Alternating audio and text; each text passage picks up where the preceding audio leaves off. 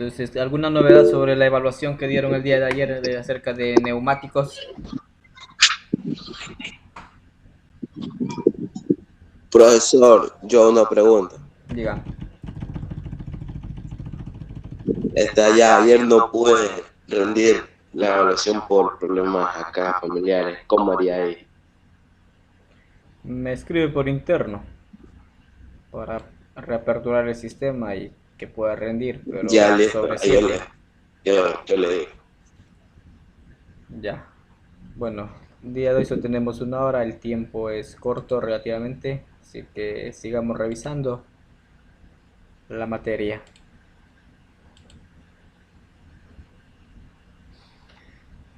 Bueno, sí hemos estado revisando acerca de neumáticos. La presión del neumático sí debe ser la correcta en estos, debido a que también esto se considera o se hace una fuerza o nos opone resistencia al movimiento y también nos aumenta el consumo de combustible. Aquí tenemos una pequeña prueba que se ha hecho consumo con 10 litros a 100 kilómetros en una velocidad constante de 90 kilómetros por hora. Entonces tenemos, si trabajamos con una presión correcta, el consumo es 10 litros y recorremos los 100 kilómetros. En cambio, si tenemos una presión que no es la correcta, aquí estamos hablando de un 15% menos, en este recorrido estamos gastando ya 10.3 litros y estamos apenas recorriendo 98, máximo 98 kilómetros. Y si aún así el aire es insuficiente, de menos 30%, estamos ya gastando 10.6 litros y apenas recorremos como máximo 95 kilómetros, estamos gastando más combustible. Entonces, una presión adecuada del neumático nos garantiza el correcto desempeño del vehículo y también no vamos a consumir tanto combustible. La estabilidad del vehículo se debe de sujetar al suelo lo más del eje trasero de lo que más que el eje delantero. Debe de tener más presión los neumáticos en el eje trasero que en el delantero. Las cubiertas nuevas se deben de montar en el eje trasero y no en el eje delantero. Nosotros aquí pues hacemos al contrario.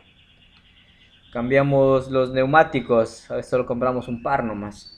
Y vemos que las de atrás, como son las que soportan el mayor peso, la carga, entonces se desgastan más rápido. Todo lo que se hace es poner las nuevas en la parte delantera y las que estaban en la parte delantera pasarlas a la parte trasera, ¿o me equivoco? ¿Alguno de ustedes ha hecho esto? ¿Me confirman? Señor García, Valencia García. Así es, ingeniero, está bien. Ya, entonces sí lo hemos hecho, pero en el sentido contrario.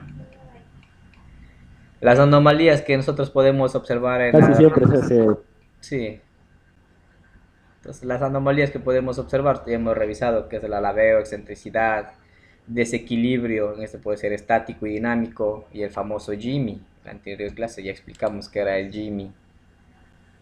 Entonces, a ver quién me ayuda con el Jimmy. Josué Ramírez, ayúdeme. ¿Qué era el Jimmy?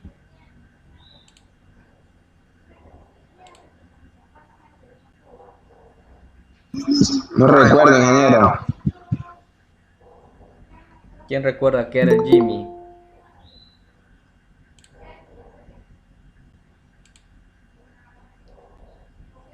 ¿Qué tal Lenin González? En la anterior clase vimos acerca del Jimmy, les dimos el concepto que era el Jimmy. Lenin González, ¿qué es el Jimmy? Si recuerda o no recuerda.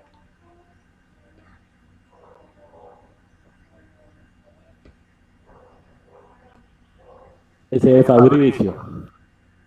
Ya, Fabricio, ¿qué era el Jimmy? Usted que acaba de conectarse.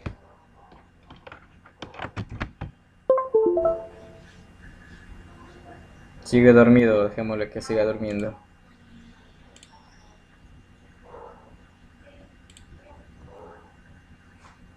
El Porto Carrero, ¿qué era el Jimmy?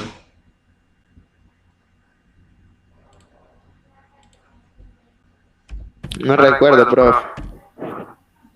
No acordarse, se han olvidado tan pronto.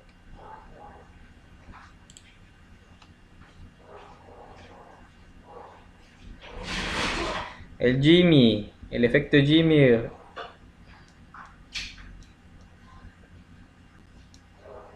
es prácticamente es un efecto No es que se eso, eso produce. de la dirección que usted Sí, decía. por eso es un efecto que se produce al estar desgastados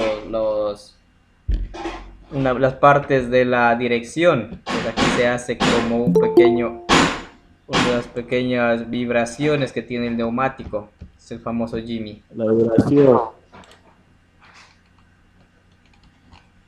Vámonos directo acá. También existen otros conceptos que debemos conocer, como por ejemplo el ángulo de deriva, estabilidad del neumático, centrado en la recta, capacidad de guía, adherencia, el aquaplaning. Señor Lord, que acaba de ingresar, ayúdenos con la lectura acerca de estos términos, acerca de las características de Ingeniero, buenas tardes. Dígame.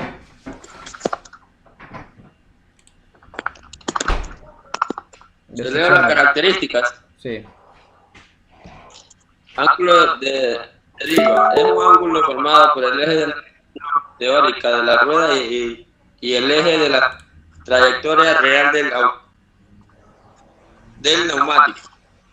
Estabilidad del neumático. Es la capacidad del neumático de restablecer la posición original del vehículo cuando por causa exterior o interior había sido modificada. Centrado en recta, es la capacidad del neumático para mantener la direccionalidad sin tener que corregir la dirección. Capacidad de guía, es la capacidad para responder en un tiempo breve al movimiento de la dirección y seguir la trayectoria impuesta por el conductor sin excesivas correcciones del volante. Adherencia, capacidad del neumático de mantener en todas las condiciones de funcionamiento un buen contacto con el terreno. Ya. Entonces son las características que nosotros debemos, que las características mecánicas que se debe tener, y también aquí interfieren mucho lo que es el balanceo de los neumáticos. Tenemos el consejo para el mantenimiento de las ruedas. Primero debemos verificar periódicamente la presión, incluida la rueda de repuesto. Esto sí es verdad, a mí también se me ha pasado una vez que fuimos de un viaje medio largo y se revisa pues, siempre antes de salir todos los niveles, se revisa también la presión de los neumáticos, pero a la llanta de repuesto no se le toma mucho en cuenta. Entonces resulta que se nos ponchó una llanta y lo que quisimos cambiar, pues nos dimos cuenta que también la de repuesto estaba baja. Eso no nos sirvió de nada. Entonces sí es importante que revisen periódicamente la presión de los neumáticos, también incluir la presión de la rueda de repuestos porque no se sabe cuándo la vamos a utilizar y esa tiene que estar en perfectas condiciones para socorrernos en estos casos. También debemos controlar los indicadores de desgaste, vigilar los desgastes y estados del neumático, realizar el equilibrio siempre que se sustituya neumáticos o llantas. Es aconsejable sustituir la válvula cada vez que se desmonte el neumático, utilizar el neumático en neumáticos iguales por eje. En ocasiones y según el neumático es necesario que sean las 4 iguales. No realizar intercambio de las ruedas en cruz en los vehículos con tracción delantera. Los neumáticos más nuevos en la rueda trasera. En cambio de neumático llanta, respetar siempre las especificaciones del fabricante, no emplear cámaras en neumáticos de tipo tubulares, las ruedas compactas, ruedas de repuesto, es de uso temporal y no se puede equilibrar. Ahora la mayoría de los vehículos ya, si ustedes se dan cuenta, los nuevos traen una llanta de emergencia, que más parece una llanta de una carretilla, de bicicleta. Entonces esta llanta es para que usted simplemente pueda llegar hasta un punto donde puedan arreglarle el neumático. No es para que usted ande una semana con ese Ya que puede neumático. correr más de 80. y no puede correr más de 50 o 60 como máximo. Lo recomendable es andar a 50. Hasta en eso están economizando los concesionarios. Y como ven, es una rueda más pequeña, y por ende también su valor es menos.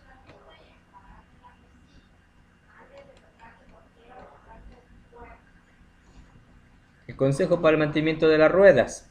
Primerito, el control de presión, porque si andamos con una presión baja, pues el neumático, al menos la parte donde va toda esa nomenclatura, se denominan los flancos, tienden a agrietarse. Y por no hacer parchar la llanta, pues al final vamos a tener que sustituir este neumático. Y como ustedes saben, no venden por unidad, sino venden por pares. Tenemos que comprar 2 neumáticos. Aquí tenemos, la presión se controla y se rectifica en frío. Se entiende por neumáticos fríos cuando el vehículo lleva 1 hora parado como mínimo. Si el vehículo ha rodado 2 o 3 kilómetros a velocidad reducida. Ustedes deben saber que cuando los neumáticos comienzan a rodar, pues también se calientan el aire que está en el interior. Como es aire, si hay un aumento de temperatura, pues como es un gas, este gas tiende a ocupar mayor espacio, y por ende, si nosotros medimos la presión en caliente, pues nos vamos a encontrar que la presión está más de la que debería estar. Por eso lo recomendable es hacerlo en frío.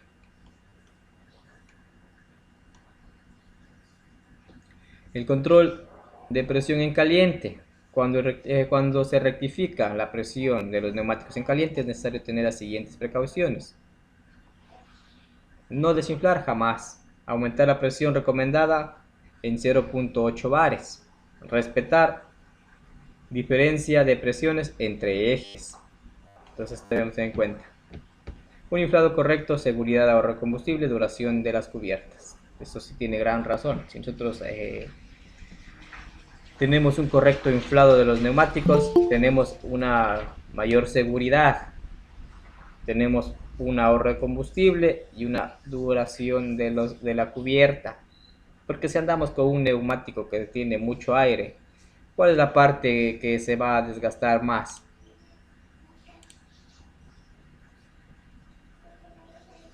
Carranza, ¿qué pasa? Del centro. La parte del centro, ingeniero, la parte en medio de la llanta, del neumático. Ya, centro de la rodadura. En cambio, si andamos con un neumático que está con una presión baja, Los Ramírez, lados, los costados. ya los costados se desgastan más, pero también al andar nosotros bajos, los neumáticos tienden a agrietarse. Y sí, lo que va a sufrir más aquí son los flancos, es donde más se presentan estos agrietamientos. Por ende, tendremos que sustituir el neumático, así tenga ¿cómo se llama? La banda de rodadura en perfectas condiciones. Cuando ustedes pueden observar que aquí en nuestro país existen algunas empresas que se dedican a reencauchar los neumáticos. Eso es lo primerito que ellos observan. Se dedican a ver que los flancos están en buenas condiciones, si es que primero lo que observan los flancos para ver si es que el neumático no ha rodado con llanta baja, porque si observa que está algún deterioro en los flancos, pues el neumático ya no sirve para el reencauchado y de una vez desechado a la basura, y ya no se compra esto, ya no sirve para el reencauche. Sería un gasto innecesario hacer un reencauche en un neumático que esté en los flancos deteriorados. Ahora sí vamos a revisar un poco de la nomenclatura. Tenemos la serie, que esto va después del /70, en esa serie, relación porcentual entre la altura y la anchura de la sección del neumático. La serie relacionado del aspecto se lo conoce con la nomenclatura RA. Entonces, la serie es igual a la altura dividido para la anchura de la sección y por 100. Debemos tener en cuenta que H viene en milímetros para cuestiones de cálculos. El diámetro del neumático también es en milímetros y este es igual a 2 veces la altura más C. C es el diámetro de la llanta. También tenemos que fijarnos, dependiendo del tipo de vehículo, el índice de carga. Entonces no todos los neumáticos se les puede poner al mismo vehículo. Supongamos, por ejemplo, un RIN 16 de un vehículo que más pasa en la ciudad, no va a ser el mismo que le pongamos el mismo neumático del mismo RIN a una camioneta que trabaja en el campo. Entonces el índice de carga es diferente, eso también tenemos que fijarnos. El índice de carga viene desde 60 hasta 87. Entonces, no, perdón, hasta 114, según esa tabla, pero se van más para equipos camineros, para equipos de minería. Entonces el índice de carga es mucho mayor. Pero aquí simplemente nos refleja los que más utilizados en caminos de primer orden. Entonces tenemos el índice de carga de 60, que nos indica una carga de 150 kilogramos. De 87, 545 kilogramos. De 114, 1180 kilogramos. También debemos tomar en cuenta las letras. Tenemos desde la J hasta Y, también tenemos la BR y la B y la ZR. Estos nos indican la velocidad. Si vemos que tiene la J, pues tiene una velocidad como máximo de 100, la K de 110 y así sucesivamente hasta llegar a la Y, que es de 300 kilómetros por hora. Eso ya es para neumáticos deportivos, desde más o menos desde la H, ya viene para todos los que son vehículos deportivos. También tenemos BR y BZ, que son casos especiales, igual estos corren más de 210 y más de 240.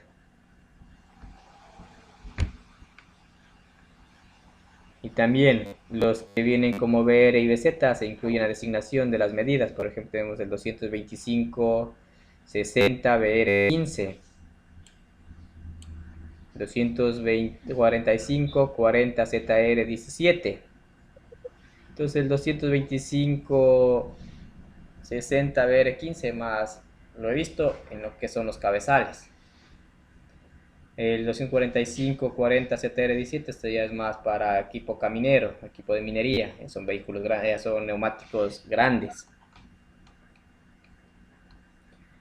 Tenemos también la banda de rodadura. La banda de rodadura y la escultura. La escultura es el labrado.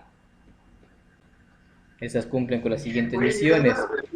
O la función es la adherencia y agarra del neumático al suelo. Entonces tiene que ser longitudinal y transversalmente. Resistencia a los choques, a los cortes, al calor, al desgaste y en general a todos los elementos externos. Tiene que tener buena evacuación de agua. Esto también es una incidencia para la escultura o el labrado. Hay normativas que nos indican también los neumáticos en el labrado vienen unas pequeños, en el labrado mismo vienen unos saliditos para que nos indican que hasta ahí nomás se puede utilizar el neumático, de ahí ya no se utilizaría, ya estaría ya con un labrado bajo. También estos labrados son para evacuar el agua, para tener una buena adherencia. Por aquí se trata de evacuar el agua y que el vehículo tenga una buena adherencia en la calzada que está mojada. Si nosotros rodamos con un labrado que ya está desgastado, entonces estos labrados ya no cumplen con su objetivo y el agua va a ser más que todo, va a ser una capa como lubricante. Y si nosotros frenamos, pues ya no vamos a tener el 100% del frenado, ocasionando en el peor de los casos un accidente. También nos sirve para el confort acústico. Un alto porcentaje de ruidos producidos por un vehículo durante un desplazamiento es debido a las ruedas, al menos en las curvas. Si vamos con una buena velocidad, pues estas tienden a patinar y por ende se va a oír un chillido. Tenemos las cubiertas. Las cubiertas tenemos las radiales. Las características de estas son independencia del trabajo entre flancos y banda de rodadura, menor deformación de la superficie de contacto con el suelo o huella, reducción de la fricción con el suelo, gran flexibilidad vertical. Las ventajas: aumento de rendimientos de kilometraje, menor consumo, mejor adherencia, mejor estabilidad y mejor ángulo de deriva. Aumento del confort por su mayor flexibilidad, menor calentamiento durante el rodaje, menor temperatura de trabajo, por disminuir el roce entre las telas de la carcasa. Aquí tenemos la diferencia tanto que es la radial como la diagonal. hoy en día estamos utilizando más lo que son las diagonales, porque nos permite mantener mejor la estructura del neumático. Tenemos también anomalías en lo que es el rin, o también conocido como la rueda, lo que es la parte metálica. Tenemos tenemos el alabeo y la excentricidad. Entonces, estas dos anomalías también se las debe corregir. Ayúdenos con la lectura, Fabricio Bone.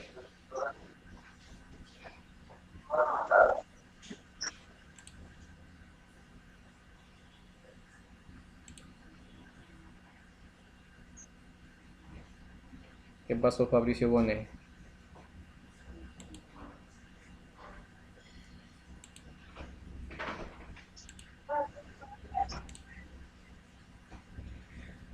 ¿Qué pasó, Bone? ¿Está dormido? Se durmió Fabricio Bone. Se fue. Se fue. Carranza, ayúdenos con la lectura. Ok, alabeo. Es una deformación de la rueda sobre un plano horizontal. Esto genera variaciones continuas de la convergencia y caída, vibraciones en la dirección. Excentricidad. La rueda no es redonda, está un poco ovalada. En este caso, se haría acceder y descender la mangueta en cada vuelta. Esto ocasionaría vibraciones en la carrocería, inestabilidad de marcha. Ya, listo, gracias por la lectura. Entonces, como podemos ver, el alabeo, como vemos en la figura, es la parte central, no está correctamente en los ejes, tiene una pequeña deformación.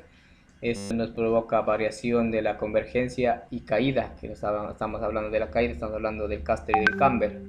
También nos provoca vibraciones en la dirección. Han existido estos casos que hay personas que llegan y le dicen, vea, el vehículo están dando, no, al momento que estoy yo andando más o menos unos 50, 60 km por hora, se observa que me vibra la dirección. Entonces lo primero que se ve aquí es todo lo que es el sistema de dirección, y a la vez todo está bien. Entonces es poco también difícil llegar a esa conclusión que son los rines que son los que provocan estas anomalías. Y también los dueños como que se ponen a pensar dos veces y toman unas segundas o terceras opiniones, yéndose donde otros técnicos, los cuales simplemente no le van a hallar el daño. Esto ya depende también de la experiencia de cada técnico. La excentricidad, en cambio, es ya porque nuestro ring ya agotó su vida útil y se torna una ovalación, ya es un óvalo, ya no es redondo. Esto también nos provoca vibraciones en las carrocerías, inestabilidad de marcha. También esto sucede cuando le sobrecargan al vehículo. Ahí es lo que mayormente como que tienden a hacerse ovalados. A ver, nosotros una vez mi papá tenía un camioncito que este era de 90 nomás, el camioncito. Y como tuvimos que cambiarle el motor y aquí en el Ecuador no hubo pues ese motor. Y para importar se nos demoraba como 6 meses.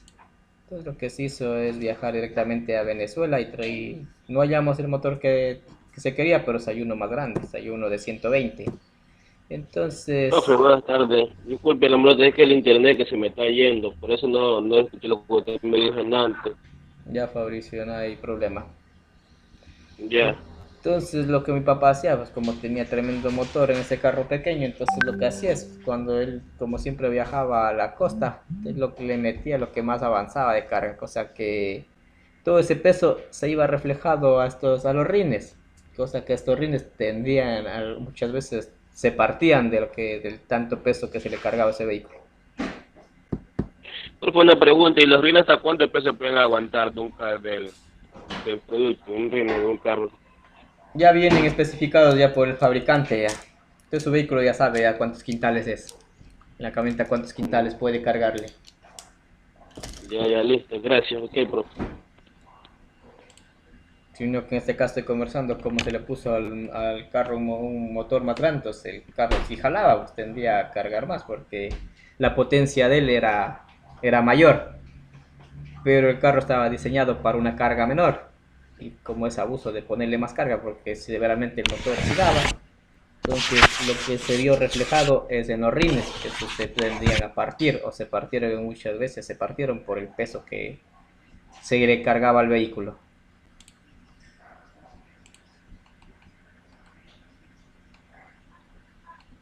Aquí en cambio vamos a ver los desequilibrios de las ruedas. Tenemos desequilibrio estático y dinámico. En el estático tenemos que se produce por una distribución desigual de las masas en relación del eje de rotación de la rueda. Las causas son rápido desgaste irregular de la cubierta, rotura o fatiga de las piezas vinculadas a las ruedas. Tenemos también el desequilibrio dinámico, se produce por la distribución desigual de las masas en relación al eje vertical de las ruedas en los puntos asimétricos, producen una vibración que se incrementa con la velocidad. Las causas son rápido desgaste irregular de los bordes de las cubiertas, fatiga de las piezas de suspensión y dirección. Entonces, todas estas anomalías de los desequilibrios nosotros las podemos rectificar con el correcto balanceo y alineación de los neumáticos.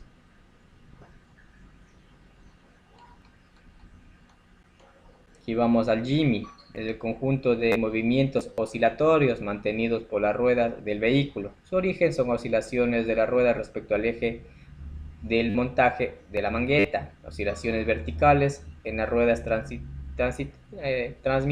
transmitidas por la superficie, causas que provocan el Jimmy, desequilibrio en las ruedas, montaje incorrecto de los neumáticos, ángulo de avance o de caída excesivo, peso excesivo en partes no suspendidas, muelles o amortiguadores en mal estado, incompatibilidad de los sistemas de suspensión y dirección.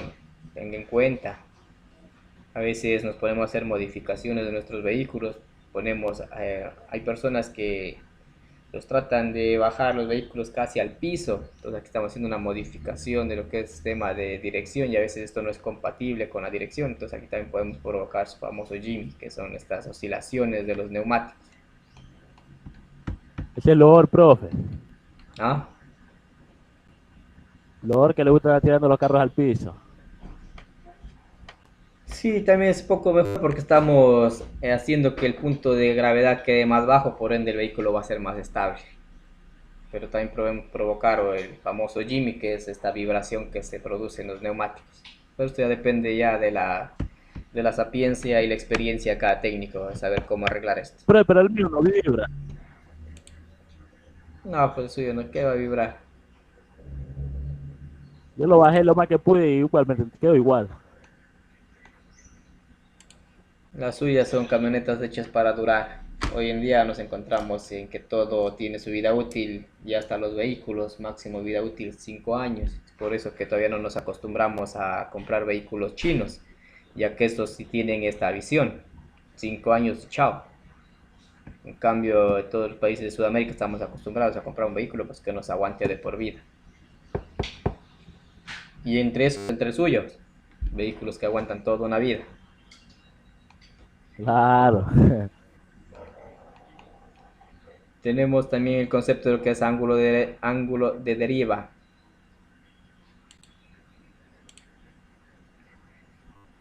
Jean-Pierre Rodríguez, ayúdenos con la lectura. Ya, profesor. La de factores. Ya. Factores que influyen en el ángulo de deriva. La carga, la fuerza lateral, la presión de inflado, la anchura del neumático, la velocidad del conductor y su forma de conducir.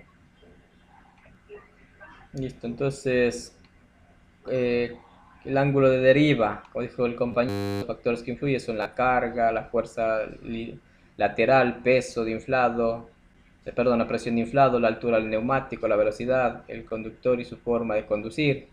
Entonces aquí, como pueden ver en la figura de la izquierda, aquí tenemos un claro ejemplo de lo que es la influencia de la carga. Estamos expuestos a mucha carga el neumático, entonces tiende a torcerse o a pandearse la parte céntrica, que es el rin, y por ende, en el peor de los casos, tiende a partirse, como les comentaba. Aquí también tenemos que ver si es que el vehículo es subvirador, sobrevirador o neutro. ¿De qué depende esto? Depende de mucho de la tracción, donde está ubicado el mayor peso. Puede ser que el motor esté en la parte delantera o en la parte trasera. Esto depende de que sea subvirador, sobrevirador o neutro.